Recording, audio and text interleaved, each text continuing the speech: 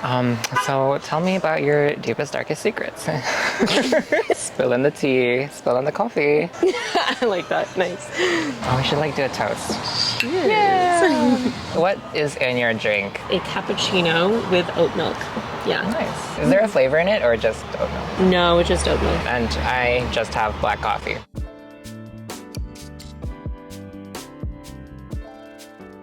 Hello. Hello. Who are you? Who am I? Hello everyone. My name is Ysabel Chavez. I'm a creator. I'm a travel creator. I also do vegan food content on Instagram and TikTok and travel videos on YouTube. And we met each other at UCLA. Yeah, we've known each other for a really long time. Yeah. Yeah, and it's thanks to social media that we kind of stayed in contact. Yeah, it is thanks to social media. I was thinking about it recently, we haven't seen each other in person for a while, but you always comment on my photos, but also gives me so much love, and it's cool that social media can keep you connected to people. Tell me more about what you're doing with social media. I run my travel channel. It's called Global Dream Team. I just got back from traveling 6.5 weeks in Europe, and then I also run a vegan, plant-based, also kind of wellness page. That one's called Vegan Izzy. That's on Instagram and TikTok. I started both. It was kind of during COVID when I kind of was figuring out what I wanted to put out there in the world and do with my life. And Vegan Izzy is a place where I started off kind of sharing recipes, and I worked with different plant-based brands. Also evolved into sharing more of my wellness and even some of my travels. And then Global Dream Team is a travel channel, but it's also kind of a space where I connect with people around the world. So this previous trip, I met up with a bunch of different interesting people across 7 different countries. It's kind of meant to inspire people to go out and pursue their own version of their dream, whatever that could be. Also inspire travel as well, and exploring the world. I think it's also a great way for your own self-growth and development. Travel can be a tool for that. Yeah, and eventually create a global community of people that are on board with that. Yeah, and I think that's what keeps us together. We can talk a lot about travel. What's it like being vegan while traveling? Right, yeah, good question. I've been vegan since 2016, so it's been a while, but I feel it's easy for me. Maybe it's because I've been vegan for so long, but I've found even recently so many places, there's always something. If I just do a quick Google search, vegan in Netherlands, I think definitely if you're in larger cities, you're probably going to have more access to it. If you're maybe farther out or say in the countryside, which I've also traveled to, I'm probably going to be eating a lot simpler foods. I just kind of have to accept that it's maybe I'm having vegetables and rice or whatever, but it's not too bad. I think it's actually really cool to see how different countries are starting to incorporate vegan food. I'm actually very surprised by it. Do you ever think you're missing out on the culture by being vegan? That's a good question. I personally don't really think so. I feel when I'm traveling, I actually try to find ways to find vegan versions of the cuisines. When I was in Scotland recently, I found a place that had vegan haggis and neeps. Yeah, I don't think so. I feel there's still so many other foods that I can still enjoy. What about you from your travels? What has been one of your favorite things? And what has been maybe one of the harder things? Ooh, let's start with the harder. So the harder things is missing family. As you all know, I have 3 nephews. One of them I haven't met yet while I lived in Japan. I missed, I was gonna say I miss being comfortable, but who wants to be comfortable? Yeah, I guess coming back to America, I do have a lot of that comfort. There's not a lot of chances for me to get out of my comfort zone. I think the great thing about traveling is you're out of your comfort zone 24/7. Yeah. And I think that's such a great way to live. So moving on to the good things about travel, I think my favorite thing is just people. You just don't know who you're going to meet. I think it's funny when foreigners can point each other out, and you might not exactly have a lot of things in common, but one thing that you know for sure that you have in common with is that you are both not from here. You know what I mean? Yeah. I was watching a video recently from Nathaniel Drew. I don't know if you watched it. Oh, I love his videos. Yeah, his good stuff. I think he was talking about the same thing because he moved to Paris, and there's something, I guess, that connects people that have decided to leave their hometown and go to another country, and that's something that can be connected on. Going on your topic of comfort and discomfort, I think that's really good. I was thinking about this recently. When I'm home, I feel comfort, that sense of comfort and calm, which is nice, but then I don't get when I'm traveling. Maybe a little bit, but it's always new, discomfort. Maybe it's chaotic at times, depending on your style of travel, and sometimes I go fast. But it's almost now the comfort makes me a little uncomfortable, if that makes sense. Yeah. Where it's I feel too comfortable here, where I'm I feel like I agree. need to go somewhere else where it challenges me, you know? I agree. Yeah. So that's kind of one of the things that I've been thinking about. And there's probably some quote out there that says something along the lines of, you can only grow outside of comfort if you're like uncomfortable. Exactly. Yeah. And I want that. I've lived here in America for the past year and it's been fast. I don't feel like I don't know, it's just like, probably it's a self-esteem thing, but I don't feel like I have done a lot. Whereas in Japan, I feel like I was doing something every single day. Yeah. Something like that. Yeah. There's like something about the novelty of being in a place that's like you just haven't discovered. Everything is just like new. I mean, same thing for me. Every time I come back here, you're asking me like, oh, like what's your day to day? Or like, I do find that when I'm here, sometimes life is just a blur because it's a lot of the same thing too, like my day to day. But when I'm somewhere else, I'm always taking in new things. So what do you mean by global dream team? Yeah, good question. Some people have asked me that. I think so when I initially started the channel, the vision was kind of like a global community or like a movement where people that are pursuing their dreams can like maybe connect with one another. Initially, like I was doing interviews like in Los Angeles. It was kind of during COVID, so I just kept it to LA. You know, those people would eventually build into like this community and then maybe we could connect, and it's like the video was like the jumping point. Yeah, kind of, exactly. I'm still traveling and like I'm still like doing these videos where I'm meeting with people kind of like what we're doing now, and the viewers that are watching it and are getting inspired by those stories and by those people, maybe they're getting inspired to pursue their dreams and they're a part of this global community of people that are like inspired to do that and start taking action.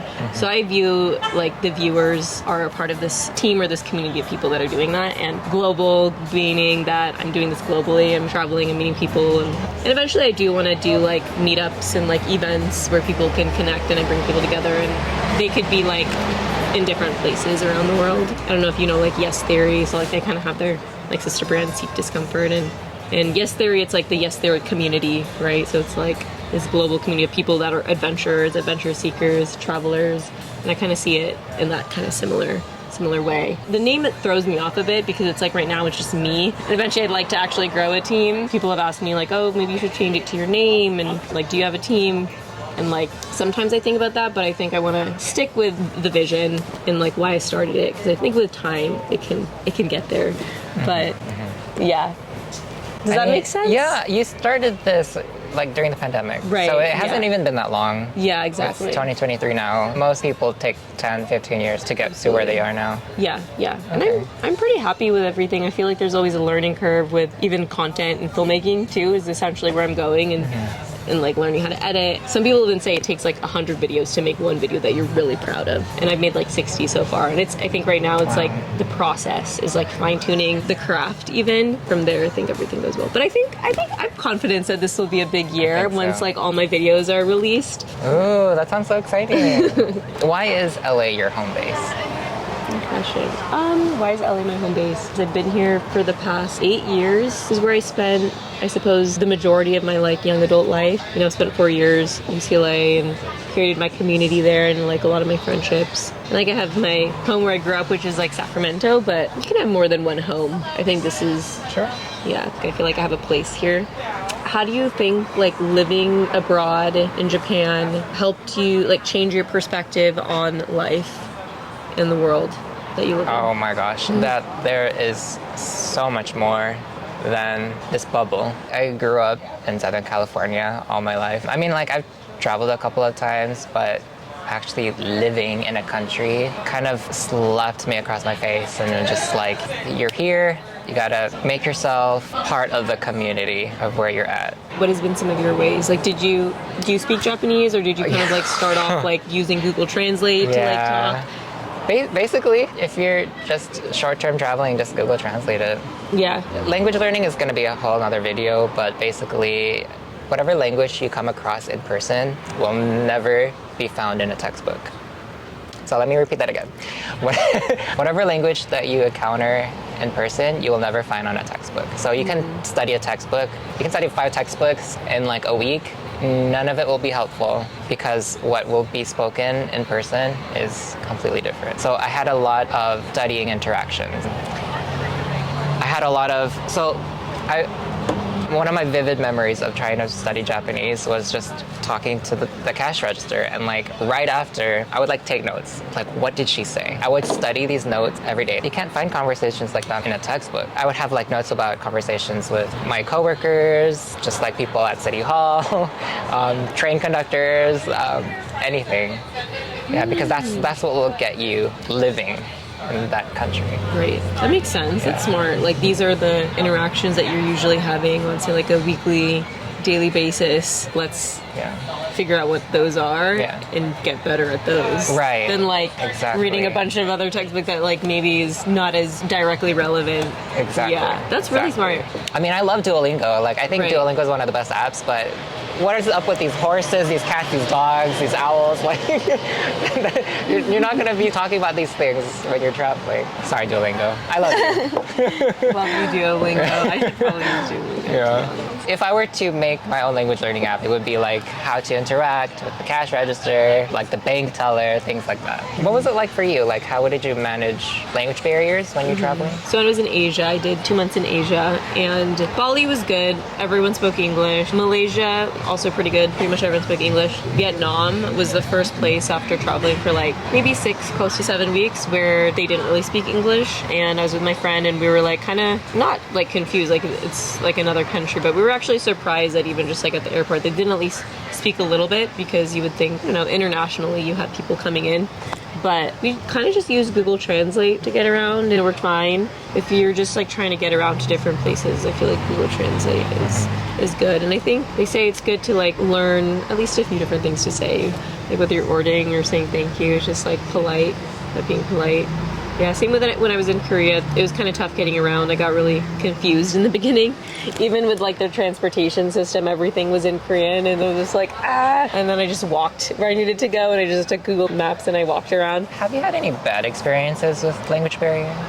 I mean, yes and no. I think when I was in those 2 countries and I was having a harder time to communicate, and looking back, I feel like it's honestly no big deal. But I think in the moment, it made me not excited, but like to be able to come home and be able to communicate with people again, because going long enough where it's like you're just trying to get by, you don't realize it can not be the best, because you can't like laugh with people in the same way or like have jokes in the same way. There's like a certain level that you can really communicate. You can't go deeper, and I think that was like a hard moment. And so like when I came back from that trip towards the end, like I feel like I've laughed more in the past 2 days being back home than I have in the past like 2-3 weeks of traveling, just because like I was able to like connect over the same language. So that's it's a struggle with it, but I think to be expected. Any thoughts on that for you? Have you experienced language barrier? Yeah, and it was rough, especially when it's something I need to get done, like documents, registering my information. But I always knew deep down that this is a growing opportunity for me. I'm thinking about that time I just needed to open a bank account in Japan, and none of the staff spoke any English. I think I had to do a lot of being humble and asking for help. I think that's underrated, is asking for help. Ask for help in a nice way. You want people to want to help you. Exactly. Yeah. Okay. So, what can we expect from your channel soon? What can we expect from your channel? So I just got back from 6.5 weeks in Europe. I was in Greece, Belgium, Netherlands, Denmark, London, Scotland, Ireland. So I'm working on a bunch of those different videos. So that's to come. When I was in Greece, I visited one of the blue zones of the world. There's 5 of them. It's called Ikaria. It's where they live, like some of the oldest people in the world live. So I went, I filmed and met a family there. I'm really excited for that piece.